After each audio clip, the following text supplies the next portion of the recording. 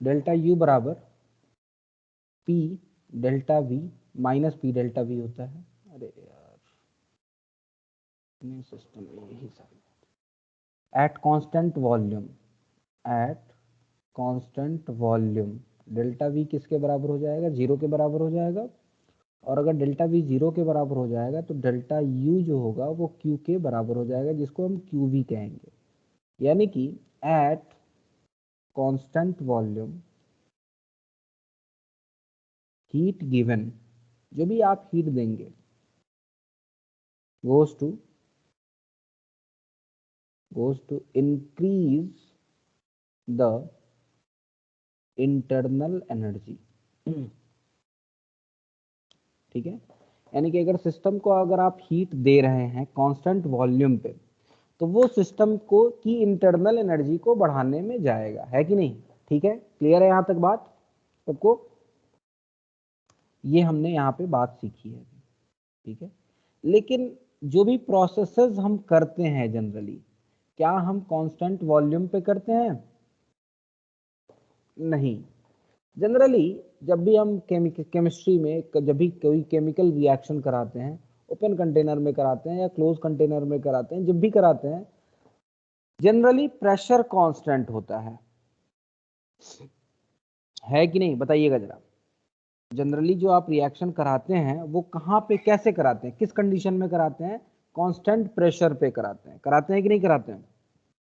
हाँ सर। ठीक है, तो कांस्टेंट प्रेशर पे अगर सिस्टम को हीट दे रहे हैं तो हमें ये देखना है सिस्टम को कितना हीट मिलेगा, समझिएगा बात को। ठीक है, अगर कांस्टेंट, क्योंकि जब आप कांस्टेंट प्रेशर पे सिस्टम को हीट देंगे तो सिस्टम उस हीट से कुछ हीट खुद को एक्सपेंड करने में ले जाएगा कि नहीं ले जाएगा, बताइएगा। बात समझ में आ रहा है कि नहीं आ रहा है?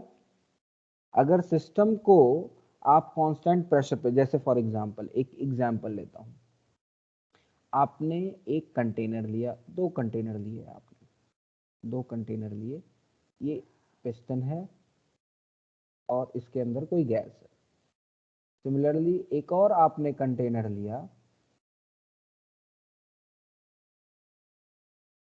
इसके अंदर भी गैस है, सेम कंडीशन है, और दोनों को हीट कर रहे हैं आप, दोनों को सेम अमाउंट में हीट कर रहे हैं। ठीक है, सेम अमाउंट में दोनों को हीट कर रहे हैं आप। यहाँ पे आपने क्या किया है, स्टॉप कॉक लगा दिया है, यहाँ पे कुछ स्टॉपर लगा दिया है आपने, इस कंडीशन में कुछ स्टॉपर लगा दिया है। अगर स्टॉपर लगा दिया है तो पिस्टन ऊपर जाएगा, जा पाएगा क्या? नहीं जा पाएगा। यानी कि यहाँ पे कांस्टेंट वॉल्यूम है, ये जो कंडीशन है कांस्टेंट वॉल्यूम की है। ये कंडीशन में स्टॉपर नहीं लगाया है, आप जब हीट करेंगे गैस एक्सपेंड करेगा, और गैस एक्सपेंड करेगा तो पिस्टन कुछ ऊपर जाएगा कि नहीं। यानी कि यहाँ पे प्रेशर कांस्टेंट है, प्रेशर कांस्टेंट रखना चाहेगा, वॉल्यूम को बढ़ा सकता है। यहाँ पे constant pressure. Is it clear? ये बात समझ में आ रही है? बोलिएगा जरा। यहाँ तक बातें समझ में आ रही है कि नहीं? Yes sir. अच्छा, अब दोनों को आपने, दोनों सिस्टम में आपने क्यू अमाउंट ऑफ हीट दिया है, क्यू अमाउंट ऑफ हीट दिया है। वो क्यू अमाउंट ऑफ हीट यहाँ पे अगर कांस्टेंट वॉल्यूम के केस में बात करें तो कांस्टेंट वॉल्यूम के केस में वो जो आप हीट दे रहे हैं वो सिस्टम की इंटरनल एनर्जी को बढ़ाने में जाएगा, क्योंकि एक्सपेंशन तो हो नहीं रहा है। क्यों? बात समझ में आ रहा है? हाँ सर। एक्सपेंशन तो हो नहीं रहा है, वर्क डन सिस्टम तो कर नहीं रहा है। तो जो भी आप according to first law of thermodynamics delta U बराबर क्यू प्लस डब्ल्यू होता है। ठीक है, तो चूंकि W तो कुछ हो नहीं रहा है, तो जो भी आप हीट देंगे वो कहाँ जाएगा? इंटरनल एनर्जी को बढ़ाने में जाएगा। तो यहाँ पे तो बात समझ में आ रही है आपका कि हीट जो भी आपने दिया वो इंटरनल एनर्जी उससे बढ़ गई।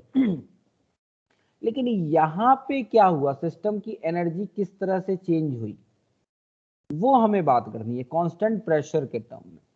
जब कांस्टेंट प्रेशर हो तो, अगर कांस्टेंट प्रेशर हो तो सिस्टम को जो आप हीट देंगे उस हीट में से कुछ जाएगा वर्क डन करने में और कुछ इंटरनल एनर्जी को बढ़ाने में जाएगा, बताइएगा। बोलिएगा, समझ में आ रही है बात? हाँ सर। ठीक है। Yes sir.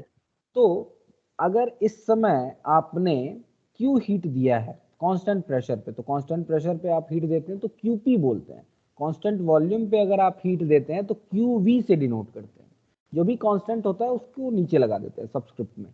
तो आपने QP हीट दिया है सिस्टम को, वो QP हीट सिस्टम की एनर्जी को, वो QP हीट सिस्टम में किस तरह से बटेगा उसकी बात कर दी है हमें। आई बात समझ में? और इसी QP को यानी कि कांस्टेंट प्रेशर पे जब आप सिस्टम को हीट देते हैं तो उसी को आप इंथैल्पी से डिनोट करते हैं, चेंज इन इंथैल्पी। बात समझ में आया? कांस्टेंट प्रेशर पे जब आप सिस्टम को कुछ हीट देते हैं तो उसको हम कहते हैं चेंज इन इंथैल्पी। बात समझ में आ रहा? यानी कि बेसिकली इंथैल्पी एक तरह की एनर्जी है, लेकिन वो एनर्जी कौन सी है? जो कांस्टेंट प्रेशर पे दी गई है। बात समझ में आ रहा है? कांस्टेंट प्रेशर पे सिस्टम को अगर आप कुछ एनर्जी दे रहे हैं तो वो एनर्जी कैसे जा रही है, कहाँ कहाँ जा रही है, उसका लेखा जोखा क्या है, उसकी जब बात करेंगे तो उसको हम इंथैल्पी से कहेंगे। यानी कि basically enthalpy is heat given at constant pressure. बताइएगा, बात समझ में आ रहा है? बोलिएगा। Yes sir. ठीक है, सबको समझ में आ रहा है कि नहीं? कांस्टेंट प्रेशर पे अगर सिस्टम को कुछ आप हीट दे रहे हैं तो वो हीट इंथैल्पी कहलाएगा। यानी कि बेसिकली इंथैल्पी भी एक तरह की एनर्जी है। इंटरनल एनर्जी आप कह सकते हैं क्या है? कांस्टेंट वॉल्यूम पे जो हीट दिया गया है ये QV है। कांस्टेंट वॉल्यूम पे जो आपने हीट दिया है वो इंटरनल एनर्जी के बराबर होगा, जबकि कांस्टेंट प्रेशर पे जो आपने हीट दिया है वो इंथैल्पी के बराबर होगा। यानी कि enthalpy is heat given to the system at constant pressure. ठीक है, कांस्टेंट, फिर से बार बार बोल रहा हूँ इस बात को, कंफ्यूजन होता है, समझिएगा। कांस्टेंट प्रेशर पे सिस्टम को जो आपने हीट दिया है वो हीट क्या कहलाएगा? इंथैल्पी। ठीक है, यानी कि अगर हम फर्स्ट लॉ ऑफ थर्मोडायनेमिक्स के अकॉर्डिंग देखें, डेल्टा U बराबर Q plus minus P delta V होता है या dV होता है कि नहीं होता है? W बराबर माइनस पी डी वी लिख सकते हैं। तो Q बराबर क्या हो जाएगा? Delta U plus P delta V। और अगर इस सिस्टम में P कांस्टेंट है, यहाँ पे P कांस्टेंट है, तो इसको हम क्या कहेंगे? QP at constant pressure. इसी इक्वेशन को एट कांस्टेंट प्रेशर, इसी इक्वेशन को हम क्या कहेंगे? QP which is equals to delta U plus P delta V। बताना बेटा, समझ में आया? और यही आपका क्या होगा? Delta H। यानी कि डेल्टा H की बराबर, डेल्टा H की बात करें तो इंथैल्पी जो होता है वो delta U plus P delta V, या फिर अगर बहुत स्मॉल चेंज करना है तो DH is equals to DU plus P DV। बात समझ में आ रहा? यानी कि आप समझिएगा, जरा कहानी समझिएगा, एक इसको एग्जाम्पल से समझाने की कोशिश करता हूं। ठीक है, आपको एक कॉपी मंगानी थी। ठीक है, आपको एक कॉपी मंगानी है। ठीक है, आप अभी मान लीजिए जा नहीं सकते हैं मार्केट में, आप पढ़ रहे हैं। ठीक है, कोरोना टाइम नहीं है, आप पढ़ रहे हैं और आपका एक छोटा भाई है 6th 7th 8th क्लास में है जो कि बाहर जा सकता है। ठीक है, आपने उस अपने भाई को कहा कि बेटा 100 रुपया लो और जाओ मेरे लिए कॉपी ले आओ। ठीक है, उसने 100 रुपया लिया और 100 रुपया की कॉपी ले आया। ठीक है, तो आपको वर्क कराने के लिए कुछ खर्च करना पड़ा क्या? नहीं, समझिएगा बात को। आपको उससे काम कराने के लिए, आपका बड़ा आदर्श भाई है वो, आपसे काम करने के पैसे नहीं लेता है, तो 100 रुपया आपने दिया, 100 रुपए की वो कॉपी चुपचाप लेके आ गया घर में। बात समझ में आ रहा है? जी सर। ठीक है। Yes sir. उस काम को कराने में आपको कोई वर्क डन नहीं करना पड़ा, कोई भी एक्स्ट्रा पैसे नहीं खर्च करने पड़े। नहीं तो अगर थोड़ा सा बदमाश भाई होता, थोड़ा सा चालाक होता, थोड़ा सा उसके पास और दिमाग होता, तो कहता अच्छा मैं क्यों जाऊं, तो कहते अच्छा ठीक है यार, तुम 10 रुपए का समोसे खा लेना। बात समझ में आ रहा है? तो आपने 100 रुपए खर्च किए, डीएच जो है आपका 100 रुपया है, उसने 10 रुपया समोसा खाने में ले लिए, यूज कर लिए। बोलिएगा, 10 रुपए समोसे खाने में उसने यूज कर लिए। तो एक्चुअल काम कितने का किया? वो 90 रुपए का। 100 बराबर 90 प्लस 10। तो आपने जो पूरा का पूरा खर्च किया, पूरा का पूरा जो खर्च किया आपने, सिस्टम को जो आपने हीट दिया, क्या सारा का सारा इंटरनल एनर्जी को बढ़ाने में चला गया? नहीं, नहीं, सारा का सारा इंटरनल एनर्जी बढ़ाने में नहीं गया। तो जो आपने हीट खर्च की सिस्टम की इंटरनल एनर्जी कुछ बढ़ाने के लिए, उसको हम इंथैल्पी कहते हैं। ठीक है। उस 100 रुपए में जितना आपका पैसा आया, उससे आपकी इंटरनल एनर्जी बढ़ गई और ये वर्क डन करने में चला गया। बताइएगा, उतना माइनस हो गया, ये माइनस डब्ल्यू है। ये फॉर्मूला देखिए तो डी एच बराबर डी यू माइनस डब्ल्यू है कि नहीं? मतलब समझ रहा है ना, साइन वाइज अगर देखें तो मतलब ये वर्क डन वाला है और ये आपका इंटरनल एनर्जी वाला है कि नहीं? बात समझ में आ रहा है? केमिस्ट्री की भाषा में अगर इसको समझे तो यानी कि ये 10 रुपया काम करने में उसने समोसे खाने में खर्च किए, 90 रुपए की कॉपी ले आया, 100 रुपए आपने खर्च किए। तो जो 100 रुपए खर्च किए दैट इज इंथैल्पी। उस 100 रुपए खर्च करने के बाद आपका काम जितने का हुआ दैट इज इंटरनल एनर्जी। और बाकी जो हुआ वो सिस्टम कहाँ खर्च किया उसने? वर्क डन करने में। बात कहानी समझ में आ रही है अब? जी सर। अब इंथैल्पी समझ रहा है ना? इंथैल्पी क्या है? सिस्टम को जो भी आपने हीट दिया है कांस्टेंट प्रेशर पे,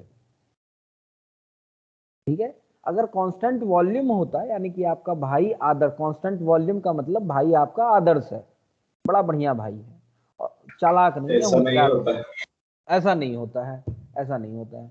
और जो नॉर्मल कंडीशन है, जो आजकल के भाई बहन हैं वो तो भाई होशियारी होते हैं, तो वहां पे क्या होगा? वो कांस्टेंट प्रेशर हो गया। मतलब साइंस की भाषा में अगर अगर नॉर्मली अगर हम कहें कि आपका भाई मतलब सीधा भाई है, अगर सीधा है, तो साइंस की भाषा में उसको मैं क्या कह रहा हूं? Constant volume.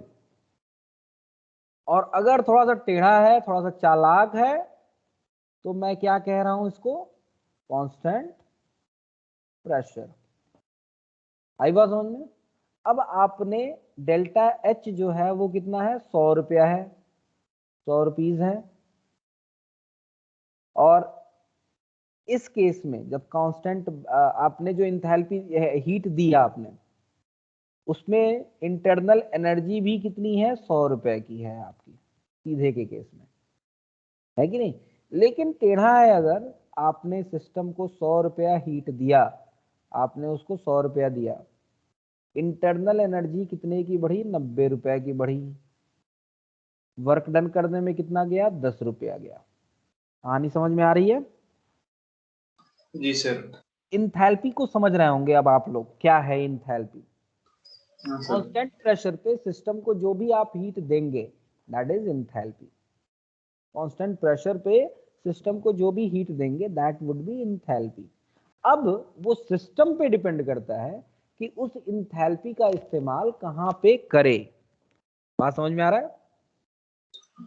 हाँ सर। इसको जनरल लाइफ में कहीं भी यूज कर सकते हैं। केंद्र से भैया पैसा आता है 1000 करोड़ रुपया, या रोड बनाने के लिए मान लीजिए आ गया 10 करोड़ रुपया, ये रोड बनाना है भाई 10 करोड़ में, तो 10 करोड़ सिस्टम के लिए क्या है? इंथैल्पी हो गई। बात समझ में आ गया? वो 10 करोड़ क्या है? आपकी इंथैल्पी है। अब कुछ पैसा इंजीनियर की जेब में जाएगा, कुछ पैसा नेता की जेब में जाएगा, और कुछ पैसे से काम होगा। तो जितने पैसे से काम होगा एक्चुअली वो इंटरनल एनर्जी बढ़ाने में खर्च हो गई, बाकी सारा पैसा वर्क डन करने में चला गया। ठीक है, तो अब आप शायद इंटरनल एनर्जी और इंथैल्पी को बेहतर तरीके से शायद आप समझ रहे हो। आप बताइएगा समझ रहे हैं कि नहीं समझ रहे हैं? ठीक है, हाँ सर। तो फॉर्मूला क्या होगा इंटरनल एनर्जी इंथैल्पी का? इंथैल्पी के फॉर्मूले की बात करते हैं तो फॉर्मूला जो होगा डेल्टा एच बराबर delta U plus P delta we, ये फॉर्मूला है फॉर इंथैल्पी। ठीक है, अब चलिए जरा इंथैल्पी की कुछ बेसिक बातें बात कर लें, कुछ कैरेक्टरिस्टिक्स ऑफ इंथैल्पी की बात कर लें। ठीक है, इंपॉर्टेंट फीचर ऑफ इंपॉर्टेंट, अच्छा आपको क्लियर दिख रहा है ना? हाँ सर, दिख रहे हैं। Important feature of enthalpy, enthalpy के कुछ इंपॉर्टेंट फीचर को हम देख लेते हैं।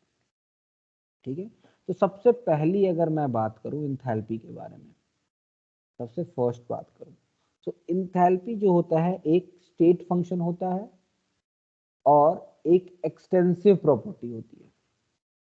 Enthalpy is a state function and extensive property. समझ में आ रही है बात? इसका मतलब स्टेट पे डिपेंड करता है। ठीक है, और दूसरा की एक्सटेंसिव प्रॉपर्टी है, यानी कि अमाउंट पे डिपेंड करती है। ज्यादा अमाउंट होगा तो ज्यादा एंथैल्पी, लो अमाउंट होगा तो लो एंथैल्पी। इसको हम हीट कंटेंट ऑफ सिस्टम भी कहते हैं, यानी कि सिस्टम को जो भी आपने हीट दिया है, it is heat given to the system at constant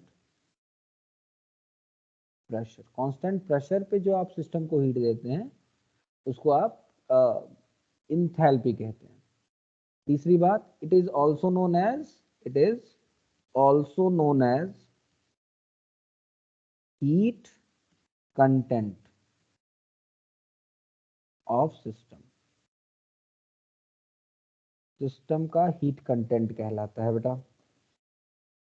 बोलिएगा। ठीक है, अच्छा इसकी वैल्यू जो होती है, चौथा point, it's value depends upon, इसकी वैल्यू जो होती है वो डिपेंड करती है अमाउंट ऑफ सब्सटेंस पे। एक्सटेंसिव प्रॉपर्टी है तो नेचर पे भी डिपेंड करता है। It's value depends on amount of substance, amount of substance. ठीक है, amount of substance, chemical nature, chemical nature of substance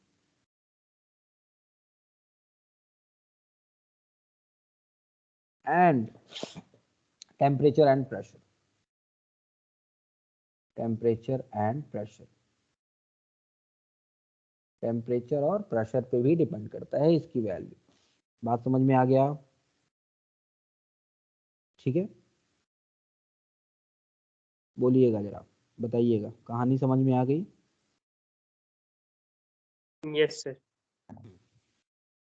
तो बाकी जितने भी आपने अभी तक जो पढ़े हैं, जैसे इंटरनल एनर्जी के बारे में अभी तक पढ़ा है, और इंटरनल एनर्जी के बारे में जैसा कि आप जानते हैं कि उसकी एब्सोल्यूट वैल्यू फाइंड नहीं कर सकते। कर सकते हैं क्या? नहीं कर सकते, है ना? इंटरनल एनर्जी की एब्सोल्यूट वैल्यू आप नहीं बता सकते, है ना? वैसे ही इंथैल्पी भी तो सम होता है internal energy plus work done, है कि नहीं? तो इंटरनल एनर्जी सॉरी इंथैल्पी की भी एब्सोल्यूट वैल्यू बताई नहीं जा सकती। जब पांचवा पॉइंट लिख लें हम इसको, पांचवा पॉइंट लिख लें, एब्सोल्यूट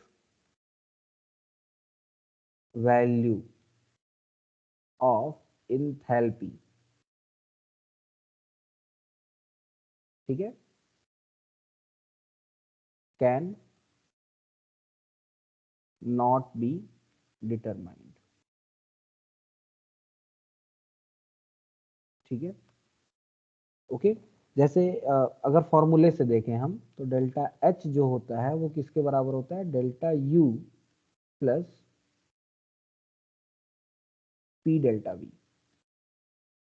या फिर अगर एब्सोल्यूट की बात करें तो एब्सोल्यूट के लिए फॉर्मूला क्या होगा, एच बराबर यू प्लस पी वी, ये एब्सोल्यूट वैल्यू के लिए फॉर्मूला होगा।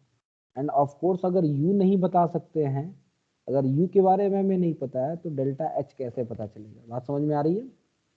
सो एब्सोल्यूट वैल्यू इसकी आप नहीं बता सकते, ठीक है, इसकी एब्सोल्यूट वैल्यू बतानी मुश्किल है, ठीक है। हम चेंज की बात करते हैं, we always talk about, we talk about change in enthalpy, ठीक है, we talk about change in enthalpy. और चेंज इन एंथैल्पी क्या होता है, डेल्टा एच, जिसकी वैल्यू होती है change in internal energy plus P delta V, क्योंकि कांस्टेंट वॉल्यूम पे आप काम कर रहे हैं। Is it clear. अगर हम डेल्टा एच की बात करें तो डेल्टा एच को हम ये भी लिख सकते हैं, अगर enthalpy F at final minus enthalpy at initial, ठीक है। या फिर रिएक्शन में अगर हम बात करें, मान लीजिए हम एक रिएक्शन लिख रहे हैं जो कि केमिस्ट्री में हम जो कि करेंगे, इंथैल्पी, केमिस्ट्री में हम बार बार इंथैल्पी की बात करते हैं। तो इंथैल्पी के लिए बात करें अगर केमिस्ट्री में, तो आप जानते हैं, मान लीजिए एक रिएक्शन लिखें, A plus B give C plus D, ठीक है। तो इस रिएक्शन की जो इंथैल्पी होगी, चेंज इन इंथैल्पी, वो क्या होगी, enthalpy, total enthalpy of product, enthalpy of product minus enthalpy of reactant, या फिर delta enthalpy of C, delta H of C. आपने जो सिस्टम को हीट दिया है वो ए बी सी डी सबकी एनर्जी को बढ़ाने में जाएगा, लेकिन delta H C plus delta H D minus delta H A plus delta H B, इसके बराबर होगा change in enthalpy. Is it clear. यानी कि हम सिंपली डेल्टा एच को क्या लिख सकते हैं, enthalpy, summation of enthalpy of reactant product minus summation of enthalpy of reactant, लिख सकते हैं। बात समझ में आया, ओके, ठीक है, बोलिएगा जरा। Okay sir. जी सर। तो ये आपका इंथैल्पी, इस तरह से इंथैल्पी निकालते हैं। यानी कि सिस्टम, जैसे मान लीजिए एक रिएक्शन करते हैं आप, मान लीजिए एक रिएक्शन किया आपने, for example N2 plus 3H2 give, reversible process होता है, 2NH3, ठीक है। ये रिएक्शन मान लीजिए अपने आप हो रहा है, ठीक है, ये रिएक्शन अपने आप हो रहा है, आपने कुछ क्यू हीट दिया है, तो उस क्यू हीट से एक तो रिएक्टेंट और प्रोडक्ट की एनर्जी बढ़ेगी, है कि नहीं।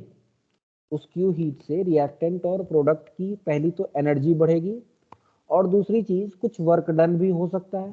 हालांकि इस केस में अगर हम बात करें तो क्या होगा, work done on the system होगा या work done by the system होगा। अगर ये रिएक्शन हो रहा है तो एक्सपेंशन होगा कि कॉम्प्रेशन होगा, बताइए, एक्सपेंशन होगा कि कॉम्प्रेशन होगा, बोलिए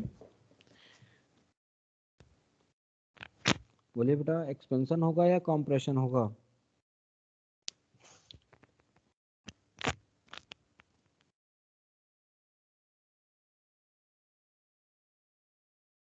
चार मोल से 2 मोल बन गया, एक्सपेंशन होगा कि कंप्रेशन होगा? कंप्रेशन। कंप्रेशन। कंप्रेशन। वॉल्यूम कम होता जाएगा ना, है कि नहीं? सिस्टम का वॉल्यूम कम हो जाएगा, है ना? यानी कि आप कह सकते हैं work done on the system हो जाएगा। कंप्रेशन का मतलब क्या होता है? Work done on the system, यानी कि रिएक्शन चल रहा होगा, कुछ सिस्टम पे वर्क हो रहा होगा साथ में। तो जो भी आप हीट दे रहे हैं, ओके, उसमें कुछ वर्क, इसको दूसरे हिसाब से समझिएगा। अब एक तीसरे भाई का एग्जांपल लीजिए। एक तीसरे भाई का, वो एकदम बहुत बढ़िया भाई है, वो आदर्श भाई है। उस भाई का एग्जांपल लेते हैं जरा, कि आपने 100 रुपया दिया, कहा कि बेटा जाओ कॉपी लेके आओ, ठीक है? मार्केट में गया दुकान पे, और दुकानदार बोल रहा है कि नहीं भैया, ये कॉपी 100 रुपए की नहीं मिलेगी, ये तो 120 की मिलेगी, ठीक है? ये तीसरा भाई है। तीसरा भाई क्या कर रहा है? अब कह रहा है कि ऐसा चलो यार, भैया को पढ़ना है, जरूरत है भैया की, 20 रुपया वो खुद से लगा देता है, ठीक है? 20 रुपया वो खुद से लगा देता है। तो इंटरनल एनर्जी क्या हो गई? 120 रुपया। इंथैल्पी क्या है? 100 रुपया, ठीक है? वर्क डन नेगेटिव में है यहाँ पे, है कि नहीं है? बताइएगा जरा। यहाँ पे वर्क डन नेगेटिव में है, यानी कि जो आपने सिस्टम को हीट दिया, वो हीट प्लस सिस्टम ने अपने अंदर से कुछ वर्क किया, वो दोनों मिला के इंटरनल एनर्जी को बढ़ाने में जाएगा। ऐसा जरूरी नहीं है हमेशा कि इंथैल्पी हमेशा इंटरनल एनर्जी से ज्यादा होगी, ऐसा जरूरी तो नहीं है ना। इंटरनल एनर्जी से कम भी हो सकती है, चेंज इन इंटरनल एनर्जी से कम भी हो सकती है इंथैल्पी। बात समझ में आ रहा है? वो तीसरा केस है, जब आपका भाई इतना बढ़िया हो कि उसने क्या किया, 20 रुपया अपने अंदर से खर्च किए। तो जब ये रिएक्शन चल रहा होगा तो वो तीसरी कंडीशन हो रही होगी। सिस्टम को आप हीट दे रहे होंगे, सिस्टम इंटरनल एनर्जी को बढ़ाने में नाइट्रोजन, हाइड्रोजन और अमोनिया तीनों की इंटरनल एनर्जी बढ़ेगी, और जितना आप हीट देंगे उससे कहीं ज्यादा बढ़ेगी। क्यों? क्योंकि कंप्रेशन हो रहा है, सिस्टम क्या कर रहा है? खुद भी वर्क कर रहा है, खुद भी, मतलब सिस्टम पे कोई और वर्क कर रहा है, इसको इस तरह से कह सकते हैं। तो सिस्टम की इंथैल्पी क्या हो जाएगी? और बढ़ जाएगी, है कि नहीं? बताइएगा। इंटरनल एनर्जी, बता, बात समझ में आ रहा है? बोलिएगा, ठीक है? हाँ सर। यानी कि तीनों कंडीशन हो सकती है, मतलब आप इस तरह से मत सोचिएगा कि इंथैल्पी हमेशा ज्यादा होगा या मैक्सिमम इक्वल हो सकता है, ऐसा नहीं है। इंथैल्पी भी तीनों केसेस हो सकते हैं, delta H greater than delta U हो सकता है, delta H equals to delta U हो सकता है, और तीसरा केस भी पॉसिबल है जहां पे डेल्टा एच लेस हो जाए डेल्टा यू के। आपने कांस्टेंट प्रेशर पे सिस्टम को कुछ हीट दिया, ठीक है, और इंटरनल एनर्जी उससे ज्यादा बढ़ गई, ये भी तो हो सकता है ना?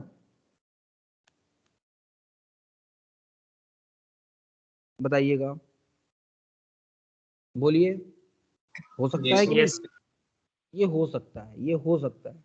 अगर तीसरी कंडीशन आ जाए तो सिस्टम भी खुद कुछ वर्क करवा ले, ठीक है, वॉल्यूम कंप्रेशन हो जाए, सिस्टम खुद कुछ वर्क करा ले, तो ये तीनों केसेस पॉसिबल हैं। इन तीनों केसेस को समझिएगा, ये तीनों केसेस पॉसिबल है।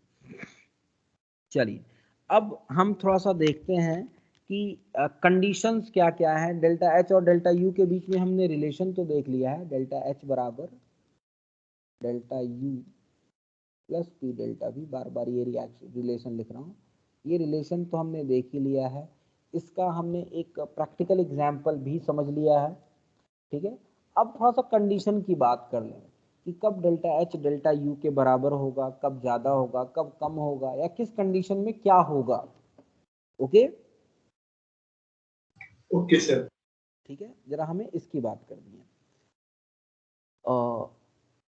यहाँ पे ठीक है, चलिए तो इसकी बात कर लेते हैं, कौन कौन सी कंडीशन में डेल्टा एच डेल्टा यू के बराबर हो सकता है, किस कंडीशन में डेल्टा एच डेल्टा यू के से ज़्यादा हो सकता है, किस कंडीशन में डेल्टा एच डेल्टा यू से लेस हो सकता है। तो सबसे पहले हम इक्वलिटी वाली कंडीशन देख लेते हैं, ठीक है।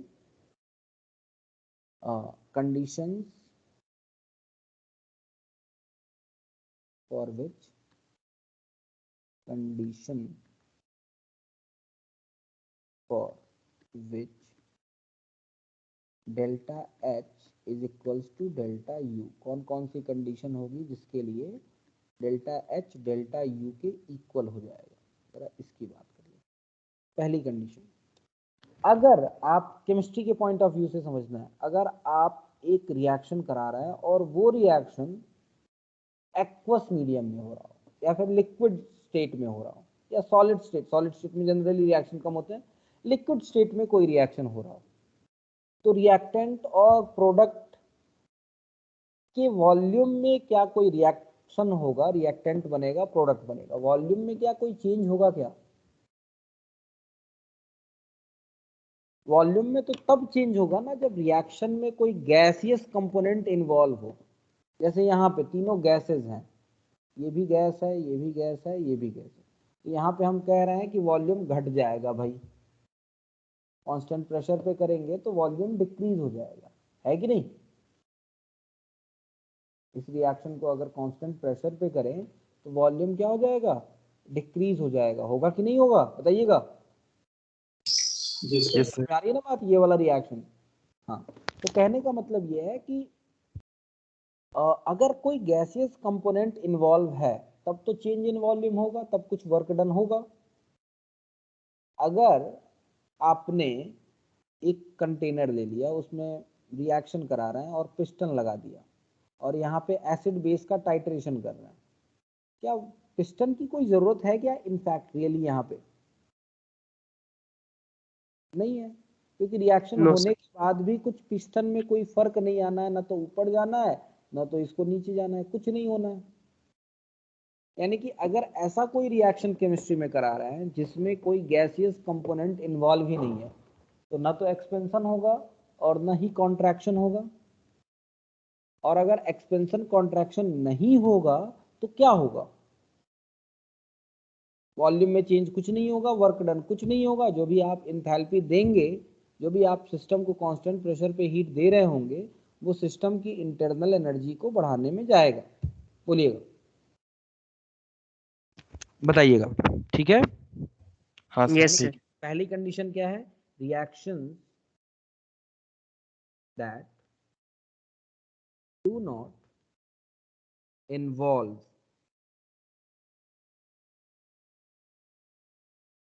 any gaseous component,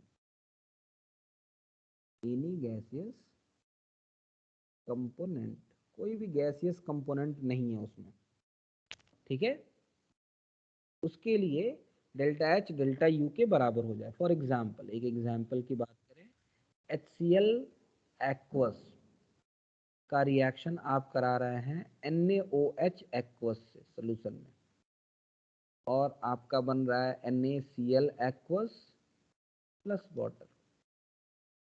इस रिएक्शन में अगर देखें तो सब कुछ लिक्विड है, पूरा का पूरा लिक्विड इन्वॉल्व है यहाँ पे, और अगर लिक्विड इन्वॉल्व है तो कोई चेंज नहीं होगा वॉल्यूम में, है कि नहीं? बताइएगा, ठीक है। यह ठीक है, कोई कंफ्यूजन है किसी को? No sir. समझ में आ रही है बात ना? Yes sir. ओके, चलिए आगे बात करते हैं हम, जरा देख लें हम, दूसरी कंडीशन देख लें, ठीक है। दूसरी कंडीशन, अगर गैसेस ही कंपोनेंट है, कोई समस्या नहीं है, जैसा कि मैंने एक एग्जांपल दिया था स्टार्टिंग में, ग्रीन कलर दिख रहा है कि नहीं दिख रहा है? दिख रहा है ना? हाँ सर दिख रहा है। मान लीजिए ये एक पिस्टन है, इसके अंदर कोई गैस है, रिएक्शन हो रहा है, मान लीजिए कुछ रिएक्शन हो रहा है, और आपने यहाँ पे स्टॉपर लगा दिया, समझिएगा जरा, स्टॉपर लगा दिया आपने। अब जैसे ही स्टॉपर लगाया क्या होगा, वॉल्यूम तो चेंज होगा नहीं, है कि नहीं। इस कंडीशन में सिस्टम को जो भी आप हीट दे रहे होंगे वो सारा का सारा इंटरनल एनर्जी को बढ़ाने में जाएगा, और वही इंथैल्पी भी होगी इस केस में। क्यों? क्योंकि सिस्टम कोई वर्क कर ही नहीं रहा है। क्यों भाई? फॉर्मूला होता है delta H is equals to delta U plus P delta V. अगर डेल्टा वी जीरो हो जाए, if delta V is zero, in that case delta H किसके बराबर हो जाएगा? डेल्टा यू के बराबर हो जाएगा। आपने अपने भाई को पैसे दिए, 100 रुपये दिए, और उसको डांट दिया ढंग से कि अगर तुमने इसमें से 1 रुपया भी ले लिया तुम्हारा हाथ पैर तोड़ दूंगा, ऐसे बोल दिया आपने। ठीक है, अब उसकी हिम्मत नहीं है 10 रुपये का समोसा खाने की, है कि नहीं? यानी कि हाँ सर। जबरदस्ती आपने कह दिया कि तुमको इसमें से कोई पैसे नहीं मिलेंगे, इस 100 रुपये में से। जबरदस्ती बोल दिया आपने, यहाँ पे जबरदस्ती तो हो रही है ना, समझ में आ रहा? तो in that situation also enthalpy internal energy के बराबर हो जाएगी। ठीक है, यानी कि if reaction is carried out in close vessel, close vessel में अगर कोई रिएक्शन कर रहा है, ठीक है, if reaction is carried out in close vessel of fixed volume, अगर एक्वस मीडियम में रिएक्शन हो रहा है तब तो आपको वेसल को भी क्लोज करने की जरूरत नहीं है ना। लेकिन अगर गैसेस स्टेट में अगर रिएक्शन करा रहे हैं, तो अगर आप चाहते हैं कि डेल्टा एच डेल्टा यू के इक्वल हो जाए, इन दैट केस आपको वेसल को क्लोज करना होगा। Close vessel of fixed volume, volume fixed है, वॉल्यूम चेंज नहीं हो रहा। ठीक है, दैट केस ऑल्सो कोई ये नहीं होगा। क्या क्लियर है? समझ में आ गई बात? तीसरा कंडीशन तो आइडियल भाई वाली कंडीशन, कि भैया हम तो, भैया ने 100 रुपया दिया है, 100 रुपये का ही कॉपी लाएंगे और कुछ खर्च नहीं करेंगे, इसमें समोसे नहीं खाएंगे हम। ठीक है, तो ये तीसरी कंडीशन हो गई। यानी कि रिएक्शन जो हो रहा है, जो रिएक्शन आप करा रहे हैं, उसमें ऑलरेडी कोई चेंज ना हो वॉल्यूम में। फॉर एग्जाम्पल एक रिएक्शन लिखूं, H2 plus Cl2 give 2HCl, मान लीजिए ये एक रिएक्शन लिख दिया मैंने। अब इस रिएक्शन में क्या होगा जरा बताइए तो? ये भी गैस है, ये भी गैस है, सब गैसेस है, हाइड्रोजन भी गैस, क्लोरीन भी गैस, हाइड्रोजन क्लोराइड भी गैस है। तो 2 मोल रिएक्ट हो रहा है और 2 ही मोल बन रहा है। ये बताइए क्या सिस्टम में वॉल्यूम में कोई चेंज होगा? No sir. कोई चेंज नहीं होगा, और कोई चेंज नहीं होगा तो सिस्टम कोई वर्क नहीं करेगा। इन that case also delta H delta U के बराबर हो जाएगा, है कि नहीं? यानी कि reaction that involve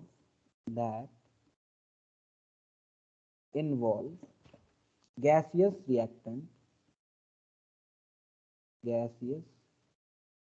reactant and product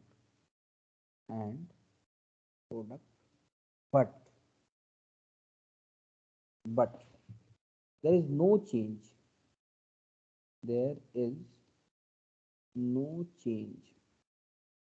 ठीक है, there is no change in the number of moles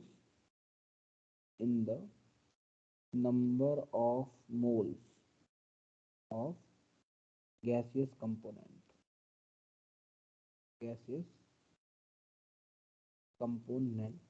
है कि नहीं? इन that case also delta H delta U के बराबर होगा। और इनफैक्ट अगर हम एक रिलेशन लिखें तो रिलेशन भी मजेदार रिलेशन आती है, यहाँ से समझिएगा जरा। ये कौन सा पॉइंट था? ये एक रिलेशन यहीं से डिराइव कर लेते हैं। डेल्टा एच बराबर delta U plus P delta V, ये रिलेशन होता है, थोड़ा सा साइड में हम कर लें। P V is equals to nRT, ये इक्वेशन होता है, आप जानते हैं। मान लीजिए रिएक्टेंट साइड में N1 नंबर ऑफ मोल्स थे और जिसकी वजह से उनका वॉल्यूम था V1, प्रेशर कांस्टेंट था। प्रोडक्ट साइड में N2 नंबर ऑफ मोल्स हो गए जिसकी वजह से उनका वॉल्यूम हो गया V2। समझ में आ रही है बात? ठीक है। फॉर एग्जाम्पल आपने ये रिएक्शन लिखा था ना, N2 plus 3H2 give 2NH3। तो रिएक्टेंट साइड में कितने मोल्स थे? 4। प्रोडक्ट साइड में कितने मोल्स थे? 2। बात समझ में आ रहा? तो in that case PV2 minus PV1 is equals to N2RT minus N1RT होगा क्या? या फिर PV2 minus V1 is equals to N2 minus N1RT होगा? या P delta V is equals to delta NRT, ये इक्वेशन लिख सकता हूं मैं। अगर गैसेस के नंबर ऑफ मोल्स में चेंजेस आ रहे हो तो, अगर गैसेस के नंबर ऑफ मोल्स में चेंजेस आ रहे हो तो हम P डेल्टा V की जगह डेल्टा NRT क्या लिख सकते हैं?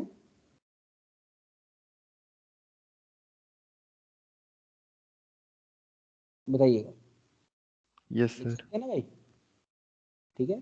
तो इस केस में हम डेल्टा H बराबर delta U plus P delta V की जगह डेल्टा NRT लिख सकते हैं। Where delta, what is delta N? Number of engine.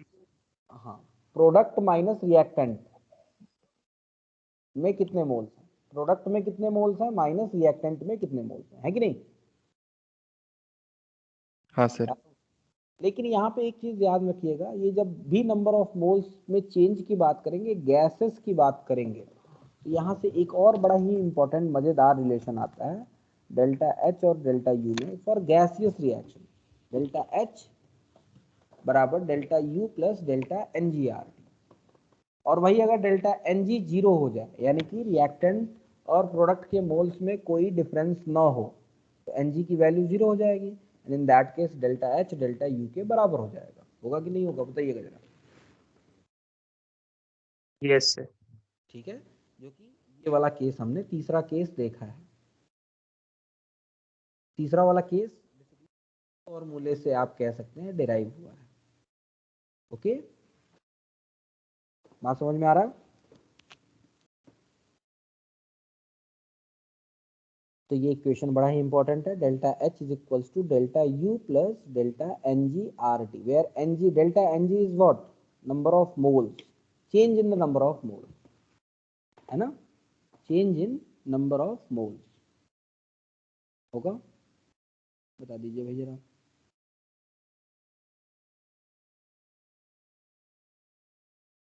बोलिए। Yes sir. कोई कंफ्यूजन किसी को कुछ भी पूछना है? No confusion sir, all clear. आप सब ठीक है ना? इस पे अभी प्रॉब्लम्स करेंगे हम लोग, सबसे पहले थियरी पढ़ लें। तो ये सारी कंडीशंस वो कंडीशंस थी जिनके लिए डेल्टा H और डेल्टा U इक्वल हो जाए। अब थोड़ा सा वो कंडीशन भी देखते हैं कि कब इक्वल नहीं होगा। देखें, ठीक है, समझ में आया? एक बार रिवीजन कर लेते हैं। तो हम आज बात कर रहे थे इंथैल्पी की, और इंथैल्पी से पहले हमने ये पढ़ा कि कांस्टेंट वॉल्यूम पे अगर सिस्टम को हीट देंगे तो वो हीट कहाँ जाएगा? सिस्टम की इंटरनल एनर्जी को बढ़ाने में जाएगा, है कि नहीं? लेकिन अगर सिस्टम को कांस्टेंट वॉल्यूम पे हीट ना देके अगर कांस्टेंट प्रेशर पे दे रहे हैं तो वो हीट का क्या होगा, उसके बारे में बात करनी है, एंड दैट इज इंथैल्पी, जहां पे मैंने ये कंडीशन ली थी। तो उस कंडीशन में सिस्टम क्या करेगा, कुछ वर्क भी कर रहा होगा। अगर कांस्टेंट प्रेशर पे आप सिस्टम को हीट दे रहे हैं तो सिस्टम कुछ वर्क भी कर रहा होगा, यानी कि वो जो आप कांस्टेंट प्रेशर पे सिस्टम को हीट देंगे वो हीट को आप इंथैल्पी कहेंगे। कांस्टेंट वॉल्यूम पे अगर हीट दे रहे हैं तो वो इंटरनल एनर्जी होगा, कांस्टेंट प्रेशर पे अगर आप सिस्टम को हीट दे रहे हैं तो आप उसको इंथैल्पी कहेंगे, और वो इंथैल्पी जो होगी वो सिस्टम की इंटरनल एनर्जी को बढ़ाने में भी जाएगा, साथ में कुछ वर्क करने में भी जाएगा। जाएगा कि नहीं जाएगा? ये वैसा ही एग्जांपल है, 100 रुपया आपने अपने भाई को दिया, 10 रुपए का समोसा खाया उसने और 90 रुपए की आपकी कॉपी लेके आ गया। तो ये मैंने कहानी आपको समझा के आपको इंथैल्पी के बारे में थोड़ा सा समझाने की कोशिश की। इंथैल्पी को आप heat content of the system भी कहते हैं, सिस्टम का हीट कंटेंट कितना है, ठीक है। यानी कि इंपॉर्टेंट फीचर्स की बात करें इंथैल्पी की, तो enthalpy is a state function and extensive property. State function होता है यानी कि स्टेट पे डिपेंड करती है, और एक्सटेंसिव प्रॉपर्टी होती है। It is heat given to the system at constant pressure. Constant pressure पे सिस्टम को जो हीट दे रहे हैं, या इनफैक्ट जरूरी नहीं है कि हीट गिवन ही हो, हीट रिलीज भी हो रहा है। कांस्टेंट प्रेशर पे कोई रिएक्शन हो रहा है और वो जितना हीट रिलीज कर रहा है, क्यों, वो भी तो इसको ऐसे आप थोड़ा सा इसको सही कर लीजिए। हीट गिवन हमेशा नहीं है, इज हीट इन्वॉल्व्ड,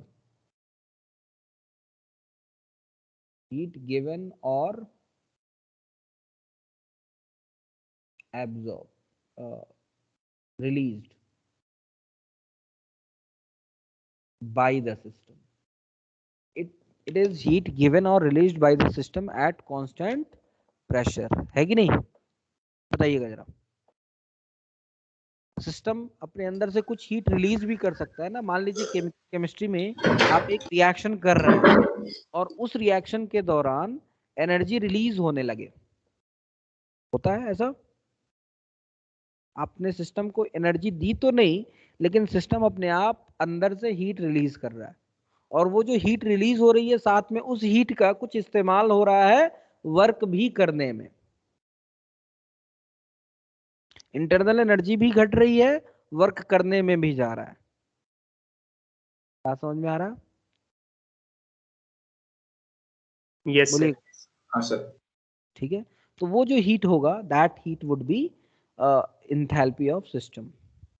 ये बात समझ में आ रही है ना? ये कहानी रिलीज वाली कहानी समझ में एक बार सोचिएगा जरा। चलिए आगे बढ़ते हैं, फिर से एक बार बात कर लेंगे हम। It is also known as heat content of system. Its value depend on amount of substance, chemical nature of substance and temperature and pressure. ठीक है, एब्सोल्यूट वैल्यू इंथैल्पी की आप नहीं बता सकते हैं, क्योंकि इंटरनल एनर्जी की नहीं बता सकते हैं, तो इंथैल्पी की कैसे बताएंगे? ठीक है, यानी कि समझिएगा जरा, हीट कंटेंट क्यों कह रहा हूं मैं, हीट कंटेंट क्यों कह रहा हूं। सिस्टम हो सकता है अपने खुद से वर्क वो रिएक्शन करने लगे और एनर्जी रिलीज करने लगे, इसलिए सिस्टम को ये कहा जाता है heat content of the system. जितना हीट निकलेगा बाहर, ओके, जितना हीट एक्चुअल में निकला बाहर। फॉर एग्जाम्पल एक कहानी से फिर से समझिएगा, एक एग्जाम्पल से आपको फिर से समझाने की कोशिश करता हूँ। थोड़ा सा इंथैल्पी को थोड़ा सा डिटेल में समझना बड़ा जरूरी है, क्योंकि बड़ा कई बार परेशान करता है कि आखिर में है क्या इंथैल्पी, जरूरत क्यों पड़ी हमें इंथैल्पी की। तो थोड़ा सा एक बार और समझिएगा। मान लीजिए एक रिएक्शन है A plus B give C plus D. उसको एक कंटेनर में आपने रखा है, कंटेनर पे ये रिएक्शन किया है, पिस्टन करा रहा है, पिस्टन दे रहा है, पिस्टन में, और ये रिएक्शन अपने आप हो रहा है। ठीक है, और ये एक्सोथर्मिक प्रोसेस है, इसका डेल्टा एच नेगेटिव है, नेगेटिव है, यानी कि एक एक्सोथर्मिक प्रोसेस है, मतलब ये अपने अंदर से सिस्टम से हीट को निकाल रहा है। अब जो सिस्टम वो जो हीट निकालेगा, उस हीट से जो सिस्टम के अंदर से हीट निकलेगी, वो हीट कुछ जाएगी इंटरनल एनर्जी कम करने के लिए, और कुछ जाएगा, हीट अगर निकलेगा गर्म होगा तो ये पिस्टन ऊपर जाएगा, कुछ वर्क करने में जाएगा। ठीक है, बोलिएगा। बताइए। हाँ सर। ठीक है, तो इंथैल्पी आप किसको कहेंगे यहाँ पे? मान लीजिए इंटरनल एनर्जी मान लीजिए कम हो गई, चेंज इन इंटरनल एनर्जी मान लीजिए 100 कम हो गई, और उस 100 में से कुछ वर्क डन करने में चला गया, मान लीजिए 20 वर्क करने में खर्च हो गया। ठीक है, तो इंटरनल एनर्जी कम हुई और 20 खर्च हो गया वर्क करने में। तो बताइएगा इंथैल्पी इस केस में क्या होगी?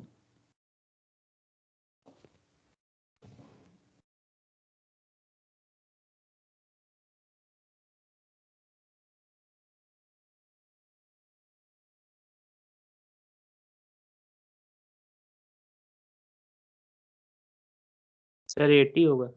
80 होगा पक्का?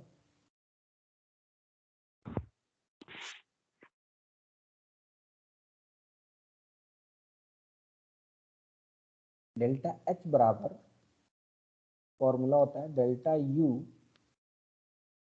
और प्लस पी डेल्टा वी या माइनस डब्ल्यू, है ना? है कि नहीं? Yes sir. इंटरनल एनर्जी में 100 कम हो गया तो इंटरनल एनर्जी -100 है, और माइनस डब्ल्यू कितना है? 20 उसने खर्च किया, तो चूंकि वर्क करने में खर्च किया तो ये -20 है कि नहीं? यानी कि -100 प्लस 20 क्या आ जाएगा? -80, यानी कि इंथैल्पी क्या हो जाएगी इसकी? -80। यानी कि सिस्टम एक्चुअल अमाउंट में कितनी एनर्जी रिलीज कर रहा है। बात समझ में आ रहा है? बात समझ में आ रहा है कि नहीं? Actual yes amount sir. में कितनी एनर्जी रिलीज कर रहा है, वो एनर्जी जो रिलीज हो रही होगी that is enthalpy of system. Sir यहाँ पर निगेटिव रिलीज एनर्जी को रिप्रेजेंट कर रहा है। बिल्कुल बिल्कुल, नेगेटिव मतलब रिलीज एनर्जी, है कि नहीं? एक्सोथर्मिक प्रोसेस है ना बेटा, और एक्सोथर्मिक प्रोसेस आपने पढ़ा होगा, डेल्टा एच क्या होता है? नेगेटिव होता है, और निगेटिव होता है। Endothermic process delta H positive होता है। बात समझ में आ रहा है? यानी कि यस। सिस्टम अपने अंदर से 80 किलो जूल, अगर सब कुछ किलो जूल में है तो 80 किलो जूल एनर्जी क्या कर रहा होगा? रिलीज कर रहा होगा। तो नेट एनर्जी जो हमें मिल रही है वो इंथैल्पी होगी। हमें इससे नहीं मतलब है कि सिस्टम की इंटरनल एनर्जी कितनी घटी बढ़ी, हमें इससे नहीं मतलब है कि आपने कितना मेहनत किया, हमें इससे मतलब है कि आपका जेई क्लियर हुआ कि नहीं हुआ, एग्जाम क्लियर हुआ कि नहीं हुआ। बात समझ में आ रहा है? आप दिन रात रगड़ रहे हो, मेहनत कर रहे हो, आप इंटरनल एनर्जी सूख गए हो आप, लेकिन फिर भी अगर रिजल्ट नहीं आया आपका तो क्या कहा जाएगा? कि लड़का पढ़ता नहीं था, है कि नहीं? सोचिएगा जरा, यही तो कहा जाता है ना, ये है ना कहानी, बताइए। Yes sir. ठीक है, तो कहने का मतलब यही है वहां पे कि एक्चुअल में आउटपुट कितना है, कितना इंथैल्पी रिलीज हुई, दैट इज इंथैल्पी, या कितना आपने दिया। हमें यहाँ पे इससे नहीं मतलब है आपने जो दिया उससे कितना काम हुआ, या सिस्टम ने जितना रिलीज किया उसमें से कितना हमें मिला, हमें उससे मतलब है कितना हमें मिला, उससे मतलब है यहाँ पे। तो जो नेट है दैट इज इंथैल्पी, जो नेट आउटपुट है दैट इज इंथैल्पी, है कि नहीं? बताइएगा जरा। Yes sir. हाँ सर। नेट आउटपुट वो है इंथैल्पी आपकी। सिस्टम अपने अंदर से तो 100 निकाल रहा है, लेकिन वो उसमें से 20 चला जा रहा है एक्सपेंशन में, तो हमें जो मिला वो है 80। तो जो 80 है वो है इंथैल्पी हमारे लिए। या हमने दिया 100 दिया आपने, और 100 में से सिस्टम ने क्या खर्च किया हमें उससे नहीं मतलब है, कहाँ का कितना खर्च किया। 100 रुपया दे दिया, इंथैल्पी 100 रुपया हो गई। बात समझ में आ गया ना? इंथैल्पी समझ में आया कि नहीं?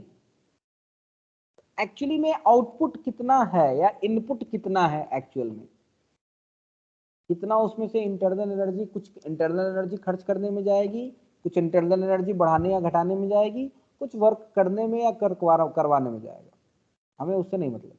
कितना सेंटर से कितना फंड आया या टैक्स के फॉर्म में सेंटर को कितना मिला, उसी की बात करेगा ना सेंटर, है कि नहीं? ये तो लेखा जोखा होता है ना, बजट जब आता है तो। बात समझ में आ रहा है? तो दैट इज इंथैल्पी। इंथैल्पी को डेली लाइफ से जोड़िएगा जरा। डेली लाइफ से जब तक नहीं जोड़ेंगे आप चीजों को समझ नहीं पाएंगे।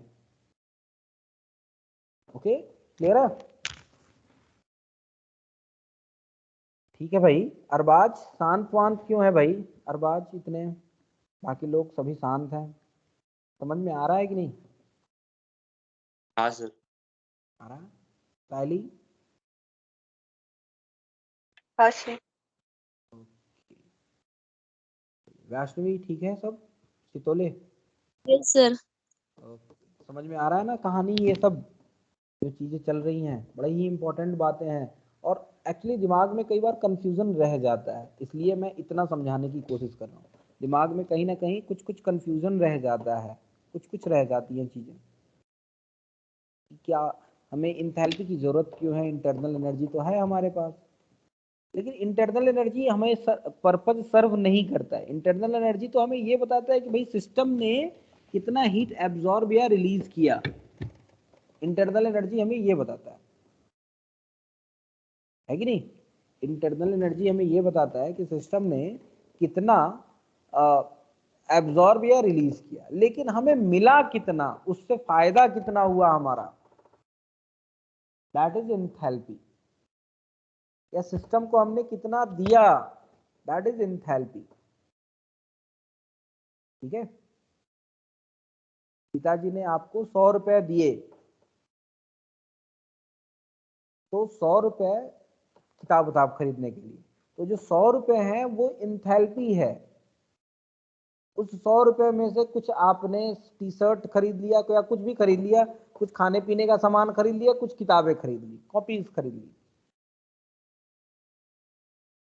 तो इंटरनल एनर्जी तो आपकी, अगर पढ़ाई के पॉइंट ऑफ व्यू से देखें तो इंटरनल एनर्जी तो कितनी बड़ी है आपकी, जो आपने जितने का आपने पढ़ाई किताब कॉपी खरीदी, है कि नहीं?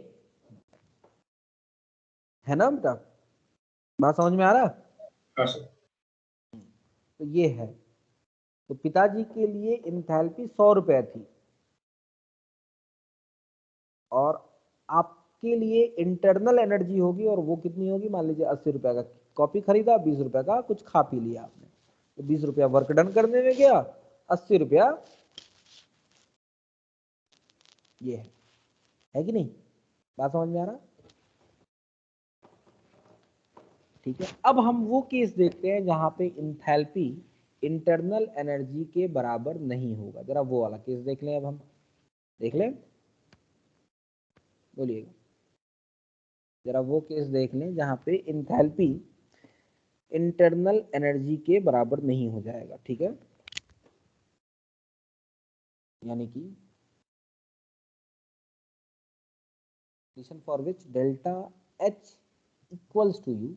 अब हम बात करेंगे कंडीशंस फॉर विच, कंडीशन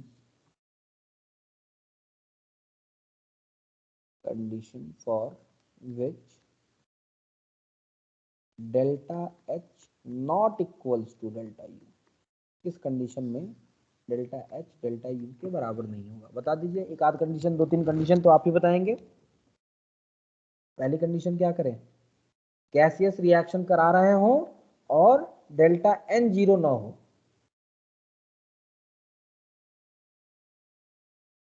है कि नहीं? ये आपने अभी फॉर्मूला पढ़ा ना, डेल्टा एच बराबर delta U plus delta N G R T. ये पढ़ा कि नहीं पढ़ा? तो अगर डेल्टा एन जी जीरो नहीं है, इन that case delta H delta U के बराबर नहीं होगा, है ना? यानी कि reactions in which there is increase or decrease in number of moles of gaseous component. बोलिए, ऐसे रिएक्शंस जिनमें गैसियस कंपोनेंट के जो नंबर ऑफ मोल्स हैं वो या ना तो बढ़ रहे हो और ना ही कम हो रहे हो।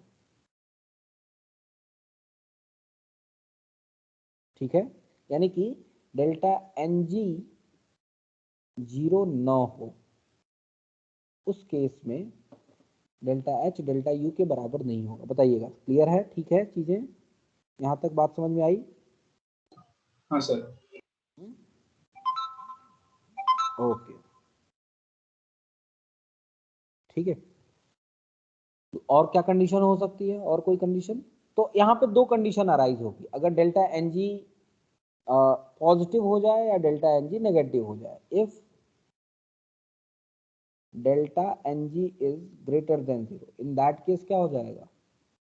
Delta H greater than delta U हो जाएगा। And if delta Ng is less than 0, इसका मतलब क्या होगा? डेल्टा H छोटा होगा डेल्टा U से। बताइएगा, बात समझ में आया?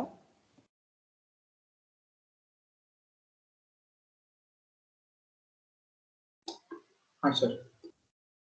और मेनली यही कंडीशन है जहां पे डेल्टा H और डेल्टा U इक्वल नहीं होंगे। और कोई कंडीशन हो सकती है क्या? और कोई कंडीशन हो सकती है? कहीं ना कहीं गैसियस कंपोनेंट तो इन्वॉल्व होना चाहिए वर्क डन होने के लिए, है कि नहीं? गैसियस कंपोनेंट इन्वॉल्व होना चाहिए वर्क डन होने के लिए। ठीक है, ये कंडीशंस हैं जिनके लिए डेल्टा H और डेल्टा U इक्वल नहीं होंगे। क्लियर है? तो चलिए आज के लिए इतना ही करते हैं हम। नेक्स्ट क्लास में हम इसके आगे बात करेंगे, कुछ इसकी बात करेंगे, इससे रिलेटेड क्वेश्चंस करेंगे हम, और फिर हीट कैपेसिटी की बात करेंगे, किरचॉफ्स लॉ की बात करेंगे, हीट कैपेसिटी की बात करेंगे नेक्स्ट क्लास में। ठीक है, आज के लिए इतना ही करते हैं। ठीक है बेटा, थैंक यू सर।